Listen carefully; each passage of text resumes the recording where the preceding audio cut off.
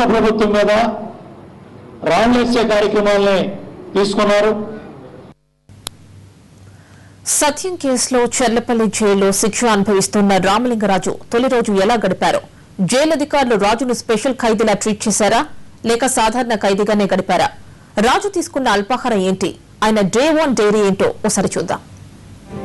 సత్యం కేసులో శిక్ష పడి జైలు పాలైన రామలింగరాజు తొలి రోజు సాధారణ ఖైదీలాగా జైలు జీవితం గడిపాడు. ఉదయం లేచిన దగ్గర నుంచి రాత్రి పడుకునే వరకు ఆయన టైం టేబుల్ సాదాసీదాగా సాగిపోయింది. ఉదయం బ్యారక్ ముందున్న ఖాళీ ప్రదేశంలో మార్నింగ్ వాక్ చేసిన రామలింగరాజు తొలి రోజంతా అత్యధిక సమయం తన కేసులకు సంబంధించిన సిబిఐ డాక్యుమెంట్స్ ను చదువుతూ కాలక్షేపం చేశారు. ఆయనతో పాటు ఇదే కేసులో ఖైదీలుగా ఉన్న మరో 9 మంది కూడా కేసు పేపర్స్ చదివినట్లు తెలుస్తోంది.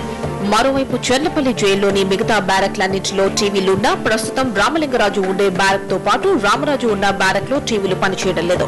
అయితే జైలు అధికారులు టీవీ కావాలా అని అడిగితే అందుకు రామలింగరాజు నిరాకరించినట్లు జైలు వర్గాలు విశ్వసనీయ సమాచారం.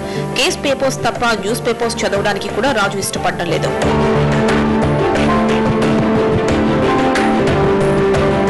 పగలంతా జైల్లోని గోదావరి బ్లాక్ లో ఉన్న రామలింగరాజు అతని సోదరుడు రామరాజులను రాత్రి మానస సరోవర్ బ్లాక్ లోకి అధికారులు షిఫ్ట్ చేశారు.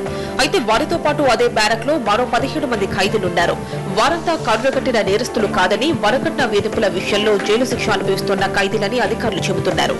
రూల్స్ ప్రకారం ఖైదీల ఆరోగ్య పరీక్షల దృష్ట్యా రామలింగరాజుతో పాటు మిగతా 9 మందికి వైద్య పరీక్షలు నిర్వహించిన డాక్టర్లు రాజుకు ఎలాంటి సమస్యలు లేవని తేల్చారు.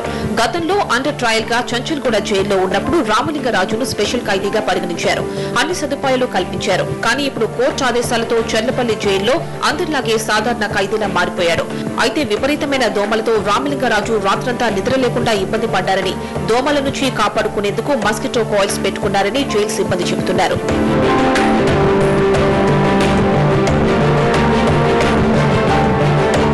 అల్పాహారం కూడా రోజు సాధారణంగా వడ్డించే ఐటమ్స్ తోనే పెట్టారు జైలు సిబ్బంది. రామలింగరాజుతో పాటు మిగతా వారు కూడా బ్రేక్ఫాస్ట్ లో కిచడీ తీసుకోగా లంచ్ కు చపాతీ, రైస్, పప్పు, రసం, పాపడ్ ని మెనూగా తీసుకున్నారు. ఇక డిన్నర్ ను కూడా సాయంత్రమే ముగించేసినట్లు సమాచారం.